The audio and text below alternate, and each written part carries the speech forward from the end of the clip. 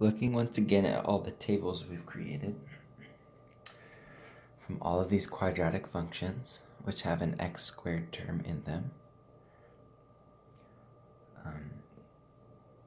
we will be able to get inputs matched with outputs. Each of these tables represents a series of coordinate points, x comma y, x comma y, x comma y.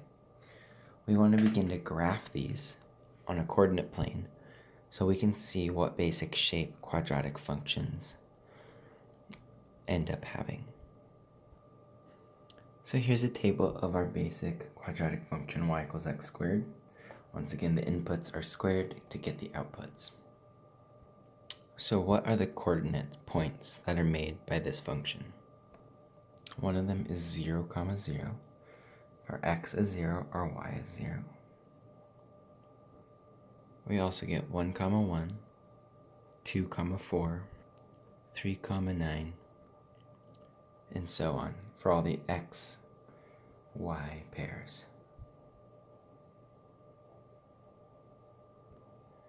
Let's plot each of these points.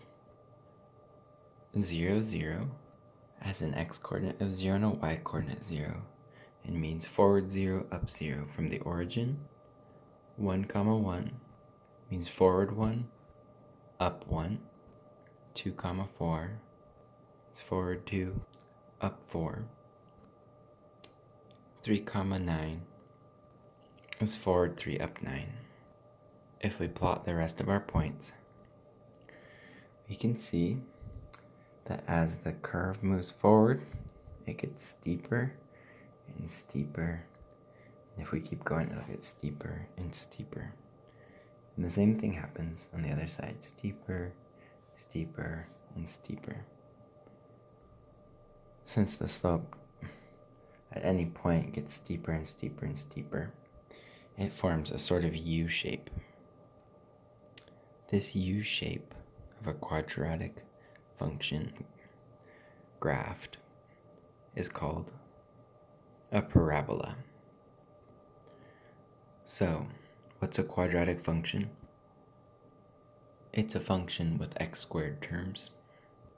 What do the graphs of quadratic functions look like? They are a sort of U shape called a parabola,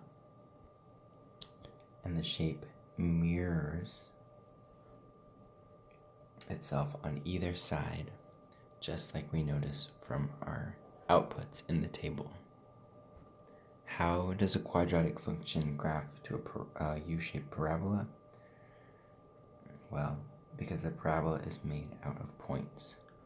Every point on here is an input comma output, an x comma y. And by plugging in x's, we can get y's. By plugging in inputs, we get outputs. And every time we do that, we get another dot. And every dot will be somewhere on this U.